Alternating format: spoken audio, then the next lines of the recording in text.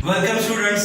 आज हम लोग एक और लेक्चर के साथ आपके सामने हैं और आज जो मैं आप लोगों को चीज सिखाऊंगा, जिस टॉपिक के बारे में आज हम बात करेंगे, वो टॉपिक है electrical flux through a closed object. जब हम क्लोज्ड ऑब्जेक्ट की बात करते हैं तो हम लोगों ने इलेक्ट्रिकल फ्लक्स को कैलकुलेट करना है कि जब उसके अंदर एक सिंगल इलेक्ट्रिकल चार्ज को प्लेस किया जाएगा।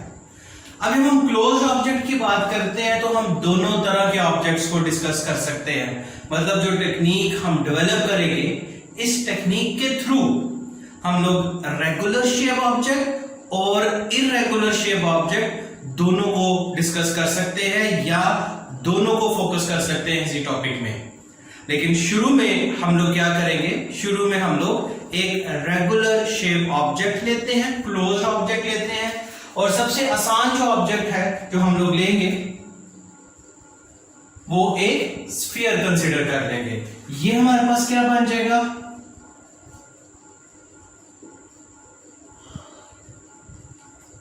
क्लोज ऑब्जेक्ट या क्लोज सरफेस। और ये कौन सी सरफेस है, एक स्फीयर। अब हमने क्या करना है, इसके अंदर एक इलेक्ट्रिकल चार्ज को प्लेस कर देना है। अब इस इलेक्ट्रिकल चार्ज की वजह से हमें पता है क्या चीज प्रोड्यूस होगी, electrical line of forces produce होंगी। और वो जो इलेक्ट्रिकल लाइन ऑफ फोर्सेस हैं वो, क्योंकि ये पॉजिटिव चार्ज है तो रेडिकली आउटवर्ड होगी। तो इलेक्ट्रिकल लाइन ऑफ फोर्सेस की डायरेक्शन कौन सी होगी, इलेक्ट्रिकल लाइन ऑफ फोर्सेस की डायरेक्शन होगी आउटवर्ड। तो अब अगर हम इस टॉपिक को देखें तो हम इसको पढ़ेंगे तो कैसे पढ़ेंगे कि इलेक्ट्रिकल लाइन ऑफ फोर्सेस इस स्फीयर में से पास ऑन कर रही है। तो जब इलेक्ट्रिकल लाइन ऑफ फोर्सेस किसी जगह से पास ऑन करती हैं तो इस कॉन्सेप्ट को हम कहते हैं कि इलेक्ट्रिकल फ्लक्स बन रहा है। तो इसका मतलब ये हुआ कि इस पॉजिटिव चार्ज की वजह से इस क्लोज्ड सरफेस में से दोबारा से इस पॉजिटिव चार्ज की वजह से इस क्लोज सरफेस में से क्या चीज इमर्ज आउट हो रही है, electrical line of forces emerge out हो रही हैं। तो हम कहेंगे कि इलेक्ट्रिकल फ्लक्स इस स्फीयर में से पास ऑन कर रहा है। अगला काम क्या है, अगला काम यह है कि हम लोगों ने क्या करना है, इस इलेक्ट्रिकल फ्लक्स को बेसिकली क्या करना है, इस इलेक्ट्रिकल फ्लक्स को बेसिकली कैलकुलेट करना है। अब इलेक्ट्रिकल फ्लक्स को कैलकुलेट करने के लिए हमारे पास जो फॉर्मूला है वो फॉर्मूला ये है, phi is equal to E A cos of theta. इसमें ई इलेक्ट्रिकल इंटेंसिटी को रिप्रेजेंट करता है, ए सरफेस एरिया को, और थीटा किसको रिप्रेजेंट करता है, angle between the vector area and the electrical intensity. मसला इसमें यह है, इस फॉर्मूले में एक थोड़ी सी लिमिटेशन है कि जो एरिया होना चाहिए वो कौन सा एरिया होना चाहिए, the area must be flat. और आज हमारे पास फ्लैट सरफेस नहीं है, बल्कि ये जो क्लोज सरफेस है, बल्कि इसको सरफेस लिख लेते हैं, ये कर्व है। अब हम क्या करेंगे, अब हम अगला कॉन्सेप्ट शुरू करेंगे, divide and rule. Divide and rule का क्या कॉन्सेप्ट है कि हम इस पूरे सरफेस को स्मॉल पैचेस में डिवाइड कर देंगे और जो हर पैच होगा वो इतना छोटा हम लोगों ने कंसीडर करना है कि वो ऑलमोस्ट क्या बन जाए, एक फ्लैट सरफेस बन जाए। तो रूल हम लोगों ने कौन सा यूज करना है, divide and rule. Divide and rule क्या है, डिवाइड एंड रूल ये है कि पूरी कर्व सरफेस को स्मॉल इंटरवल्स में, स्मॉल पैचेस में डिवाइड कर लो। लाइक हम ये एक पैच बना लेते हैं, इस पैच को हम नाम दे देते हैं डेल्टा A1 का। अब हम क्या करते हैं, इस पूरी कर्व्ड सरफेस में फ्लक्स को नहीं निकालते, सिर्फ ये जो हम लोगों ने एक स्मॉल पैच कंसीडर किया है, सिर्फ इस स्मॉल पैच के अंदर इलेक्ट्रिकल फ्लक्स को कैलकुलेट करते हैं। अब ये देखो, ये ऑलमोस्ट क्या बन गया, एक फ्लैट सरफेस बन गई। तो अब हमें बाकी कर्व सरफेस की कोई फिक्र करने की जरूरत नहीं है, सिर्फ फ्लक्स को कैलकुलेट करते हैं इस स्मॉल पैच में या इस स्मॉल एरिया में। अब क्योंकि ये फ्लैट सरफेस है तो हम इस फॉर्मूले को यूज कर सकते हैं। इसमें ये देखें, इलेक्ट्रिकल इंटेंसिटी की डायरेक्शन आउटवर्ड, इस सरफेस पे कितनी सरफेस है, delta A1। Vector area draw करेंगे तो जो वेक्टर एरिया होगा वो भी किसके इक्वल होगा, आउटवर्ड, डेल्टा A1। तो दोनों में, E में और A1 में कितना एंगल बनेगा, अगर हम एंगल की बात करें तो थीटा किसके इक्वल होगा, 0 के इक्वल होगा। तो सबसे पहले हम क्या करते हैं, सबसे पहले डेल्टा φ1 कैलकुलेट करते हैं और वो किसके इक्वल हो जाएगा, E delta A1 cause of 0 degree. ये हम लोगों ने क्या किया, पहले पैच का इलेक्ट्रिकल फ्लक्स को कैलकुलेट कर दिया। अब यहां E1 लिखा भी जा सकता है और नहीं भी लिखा जा सकता। मैं यूजुअली नहीं लिखता, उसकी रीजन क्या है कि अगर हम इलेक्ट्रिकल इंटेंसिटी की बात करें तो इलेक्ट्रिकल इंटेंसिटी का फॉर्मूला क्या होता है, 1/4 pi epsilon naught Q by R square. अब क्योंकि ये स्फीयर है तो इसका मतलब इलेक्ट्रिकल इंटेंसिटी किस पे डिपेंड करती है, चार्ज पे, मीडियम पे और डिस्टेंस पे। सिंगल चार्ज है तो इसका मतलब Q हर पैच के लिए सेम होगा, R क्योंकि स्फीयर है तो स्फीयर का मतलब क्या है कि जो डिस्टेंस यहां होगा वही डिस्टेंस यहां होगा, वही डिस्टेंस क्या होगा, यहां होगा। हर जगह जो डिस्टेंस होगा वो बिल्कुल सेम डिस्टेंस होगा। तो इसका मतलब क्या हुआ कि इस पूरे स्फीयर की सरफेस पे जो इलेक्ट्रिकल इंटेंसिटी होगी उसकी मैग्नीट्यूड सेम होगी। इस वजह से E1 लिखने की जरूरत नहीं है। cos 0 किसके इक्वल होता है, cos 0 1 के इक्वल होता है। तो डेल्टा φ1 किसके इक्वल हो जाएगा, E डेल्टा A1 और cos 0 किसके इक्वल हो जाएगा, 1 के इक्वल हो जाएगा। सिमिलरली हम क्या करेंगे, एक सेकंड पैच कंसीडर कर लेंगे। लेट्स सपोज ये हम लोगों ने सेकंड पैच कंसीडर कर लिया।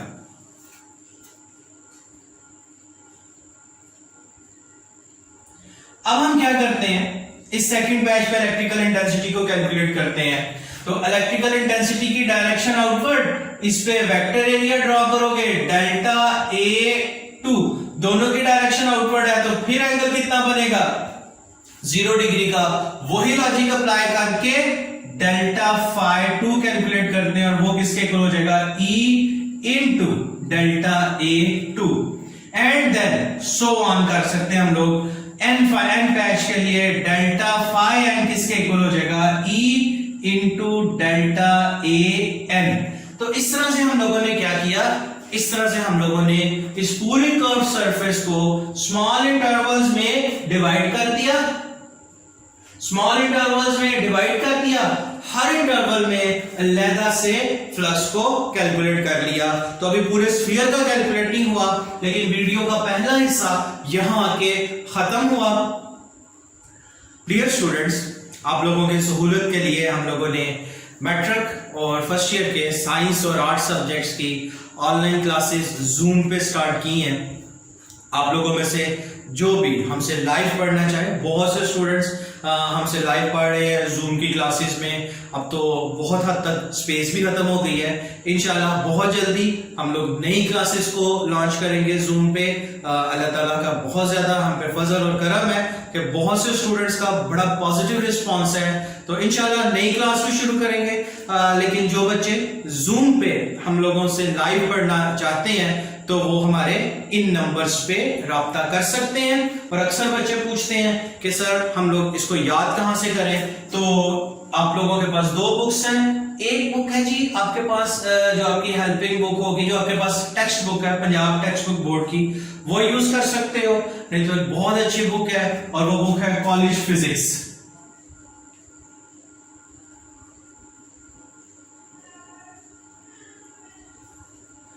इसको आप लोग यूज कर सकते हो। इसमें आपको एमसीक्यूज भी मिलेंगे, न्यूमेरिकल्स भी मिलेंगे, और ये फेडरल बोर्ड के लिए भी इक्वली इंपॉर्टेंट बुक है, गुजरात बोर्ड के लिए भी, लाहौर बोर्ड के लिए भी, पंजाब के जितने भी बोर्ड्स हैं इंक्लूडिंग फेडरल बोर्ड, उसमें ये बुक बहुत अच्छी है। इसके एमसीक्यूज बहुत अच्छे हैं। इसके एमसीक्यूज एंट्री टेस्ट में भी हमने देखा है काफी हद तक आए हुए हैं। बोर्ड के सारे एमसीक्यूज इस बुक के अंदर हैं। आप लोग इस बुक को लीजिए और इस बुक को यूज कीजिए याद करने के लिए। तो आप लोग आइए हमारे पास, जूम पे आइए, इंशाल्लाह जितनी मदद हो सकेगी हम आप लोगों की मदद करेंगे। Sharing is always caring. इस पैगाम को आप जितना अपने दोस्तों तक पहुंचाएंगे, आप उतनी ही उन लोगों की केयर या उन लोगों की मदद कर सकते हैं। सदका जारी है, इसका सवाब इंशाल्लाह हमें भी होगा और आप लोगों को भी होगा।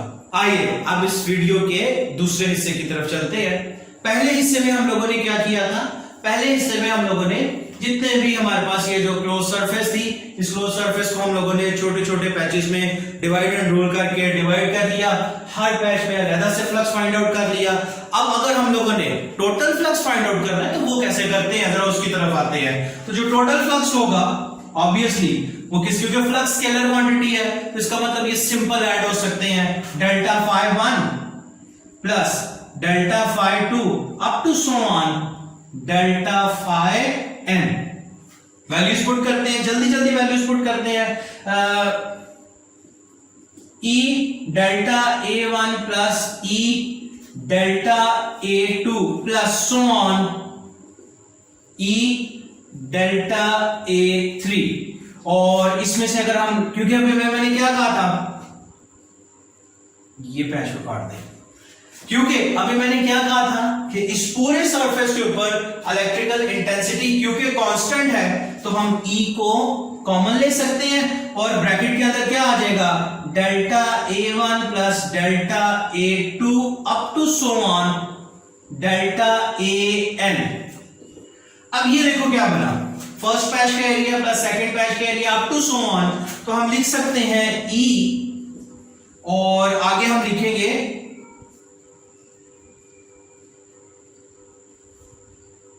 टोटल एरिया ऑफ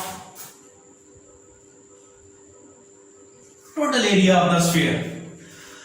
अब क्योंकि वहां जगह खत्म हो गई है तो हम बोर्ड के किस हिस्से की तरफ आए इसको रेस करते हैं और बाकी काम हम लोग यहां कर लेते हैं। चले अब हम यहां से यहां आते हैं। तो टोटल फ्लक्स किसके इक्वल हो जाएगा, E का फार्मूला भी लिख लेते हैं। E का क्या फार्मूला था, 1/4 pi epsilon naught Q by R square. और आगे total area of the sphere, और total area of the sphere होता है 4 पाई R स्क्वायर। अब देखो कुछ कैंसिलेशन होगी, 4 पाई से कैंसिल, R स्क्वायर से कैंसिल, और total flux flow close surface किसके इक्वल हो जाएगा, Q बाय एप्सिलॉन नॉट। इसका मतलब जो इसके अंदर से इलेक्ट्रिकल लाइंस पास ऑन कर रही हैं, जो फ्लक्स पास ऑन कर रहा है वो किस पे डिपेंड कर रहा है, चार्ज पे जो कि सेंटर में है, और किस पे डिपेंड कर रहा है, परमिटिविटी पे, क्योंकि वैक्यूम है तो एप्सिलॉन नॉट आया, वैक्यूम ना होता तो एप्सिलॉन आर बी आ जाना था। तो ये जो हमारा टॉपिक था दूसरा हिस्सा खत्म हुआ जिसमें हमने स्फीयर का फाइंड आउट किया है। अच्छा तो ये हम लोगों ने क्या फाइंड आउट कर लिया, यहां आके हम लोगों ने electrical flux through close surface find out कर लिया। यहां आके हम लोगों ने क्या किया, क्लोज सरफेस तक फाइंड आउट कर लिया। ये वीडियो यहां आके खत्म हुई। इस वीडियो का जो बी पार्ट है वो आप नेक्स्ट वीडियो में देख लीजिएगा, और नेक्स्ट वीडियो में हम इसी को आगे कंटिन्यू करेंगे। लेकिन वो वीडियो बिल्कुल एक सेपरेट वीडियो है, यहां आके क्लोज सरफेस तक का काम खत्म हुआ। अल्लाह हाफिज।